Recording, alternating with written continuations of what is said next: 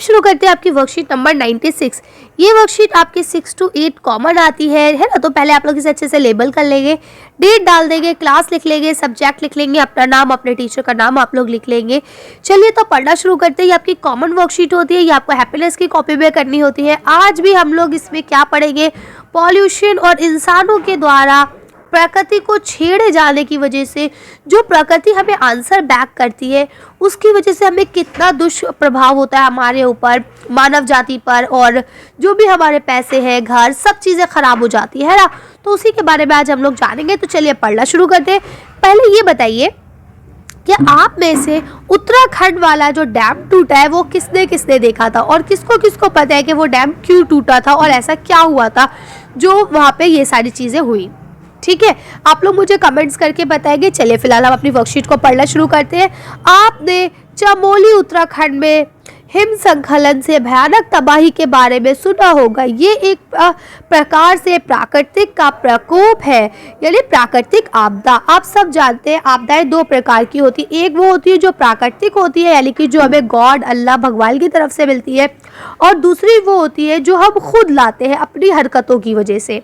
ठीक है, तो दो प्रकार की आपदाएं होती है, एक प्राकृतिक और एक होता है मानव निर्मित। ठीक है, अब लिखा है सदियों से प्राकृतिक आपदाएं मनुष्य के अस्तित्व के लिए चुनौती रही है। यानी शुरू से ऐसा रहा है कि प्राकृतिक आपदाएं आती है जो कि मनुष्य को काफ़ी हद तक नुकसान पहुंचाती है, उनके लिए उसका सामना करना एक चुनौती से भरा हुआ होता है। ऐसी कोई भी प्राकृतिक घटना जिससे मानव के जीवन या सामग्री को हानि पहुंचे, यानी जिससे मानव की जिंदगी खराब हो या उसके पास जो सामान मौजूद है वो खराब हो, वह प्राकृतिक आपदाएं कहलाती है। ठीक है, और वो सब चीज़ें गॉड की तरफ से हो। यहाँ पे क्या हो सकता है, हिमस्खलन। हिमस्खलन का मतलब होता है कि बर्फ़ का खिसकना, ये अक्सर पहाड़ी इलाकों में होता है। भूस्खलन का मतलब होता है ज़मीन का खिसकना। ठीक है, भूकंपन अभी आपने पिछले दिनों ही सुना होगा, हफ्ता भर पहले की बात है कि दिल्ली में अभी आया था भूकंप। उसके बाद लिखा है ज्वालामुखी का फटना। तो आप ज्वालामुखी जानते हैं कि वो ज्वालामुखी ऐसे करके ये पहाड़ होता है, वो अक्सर फटता है। टॉम एंड जेरी में तो आपने बहुत ज़्यादा देखा होगा। सुनामी। सुनामी क्या होती है कि जो आपका समुद्री इलाका होता है वहाँ पे समंदर के अंदर जब भूकंप आता है, जैसे ज़मीन पे भूकंप आता है तो ज़मीन के ऊपर बड़ी चीज़ें ढहने लगती है, गिर जाती है। ऐसे ही जब समंदर के अंदर भूकंप आता है तो जो पानी की तरंगें होती है ना, वो बहुत तेज़ से उछलने लगती है, और फिर वो उछलते हुए जहाँ लोग रह रहे हैं वहाँ आ जाती है, यानी ज़मीनी इलाके में आ जाती है, जिसके बाद वो सुनामी का रूप धारण कर लेती है। उसके बाद है चक्रवाती तूफान। ये बहुत तेज़ तेज़ हवाएं चलती है गोल गोल घूमती हुई, जो जिन्हें तूफान कहते हैं। ये पानी के अंदर आता है और बाहर रेतीले स्थानों में भी आता है। बादल का फटना। बादल का फटना मोस्टली ये भी पहाड़ी इलाकों की ही आपदा है। क्या होता है कि जो बादल बरसने के लिए जाते हैं वो पूरी तरह से भरे हुए होते हैं पानी से। ठीक है, उनका संकलन किया हुआ हो जाए, लेकिन वो बरसते नहीं, और बरसने से पहले ही जब वो किसी पहाड़ से टकरा जाते हैं जाके, तो वो फट जाते हैं, और फिर कॉन्टुलो पानी यूं ही का यूं ही गिर जाता है, जो कि बूंदे बल्कि ड्रॉप्स बल्कि गिरने वाला था वो पूरी बाल्टी की तरह गिरने लगता है। इसे अब कहते हैं बादल का फटना। उसके बाद कहते हैं जंगलों में आग। देखिए, जंगलों में जो आग लगती है ये दो प्रकार की हो सकती है। पहले तो हमारे द्वारा भी हो सकती है कि कोई गया, उसने माचिस जला के वहाँ डाल दी, क्योंकि जंगल में जब गर्मी का मौसम होता है तो पत्ते सूखे हुए होते हैं। ठीक है, अब कोई गया, उसने वहाँ स्मोकिंग की, सिगरेट पी और बीड़ी को फेंक दिया, या जलती हुई माचिस को फेंक दिया, या बच्चों ने शैतानी में कोई कागज़ जला के फेंक दिया, तो ये तो होता है मानव निर्मित। इससे जंगल में आग लग जाती है।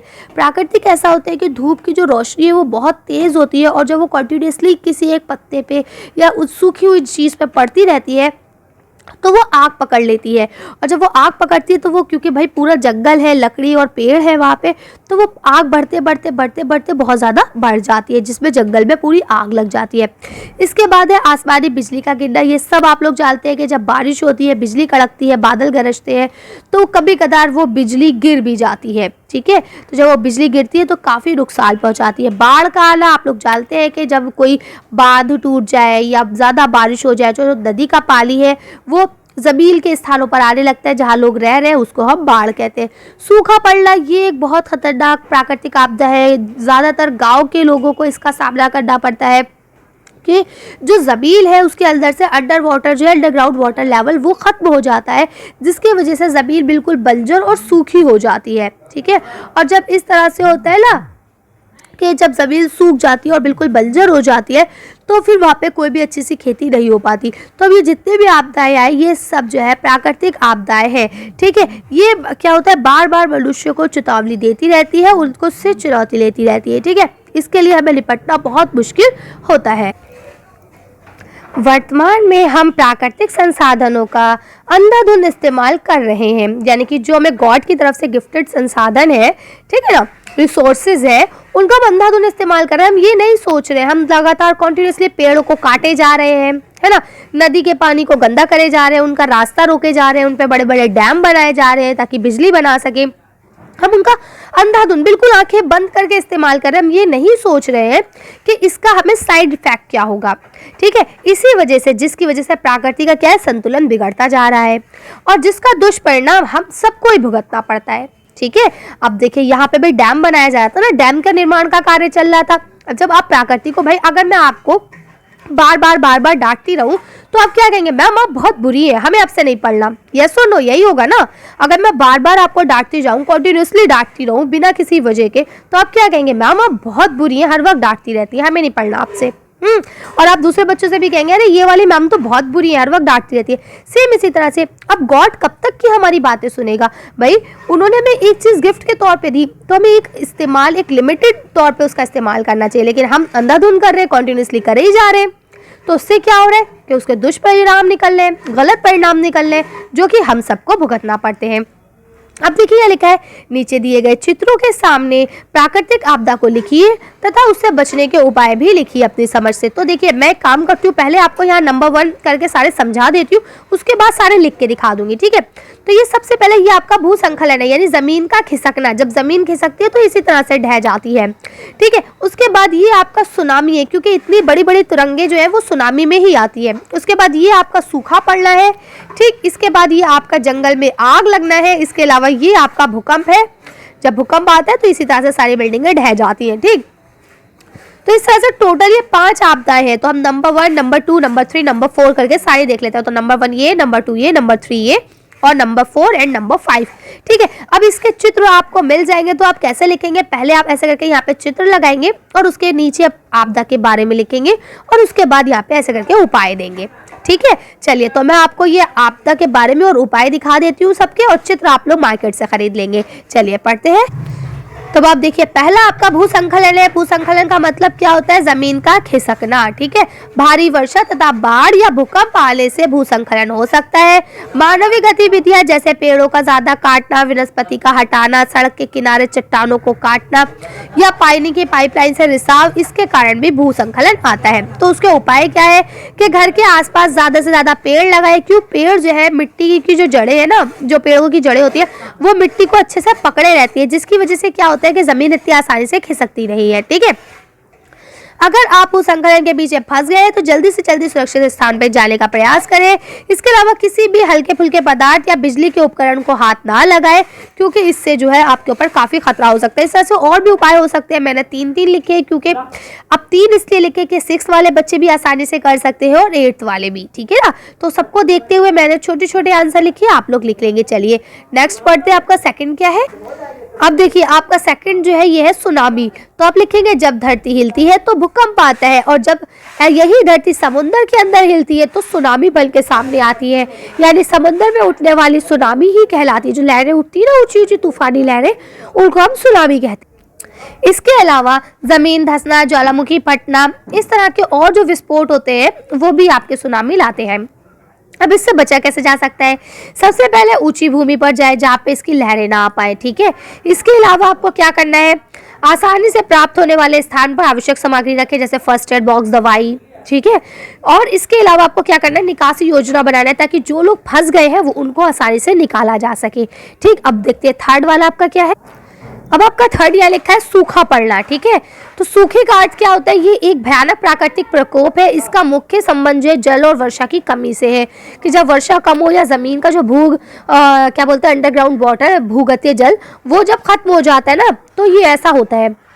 किसी क्षेत्र में दीर्घकालीन तक सामान्य औसत वर्षा से, जैसे वर्षा ना हो, जितनी कहा जाए, मान लीजिए कहा जाए कि 10 सेंटीमीटर की वर्षा होना ज़रूरी है, और अगर वो नहीं होती है तो पानी की जो मात्रा है वो कम हो जाती है, जिसकी वजह से सूखा पड़ जाता है।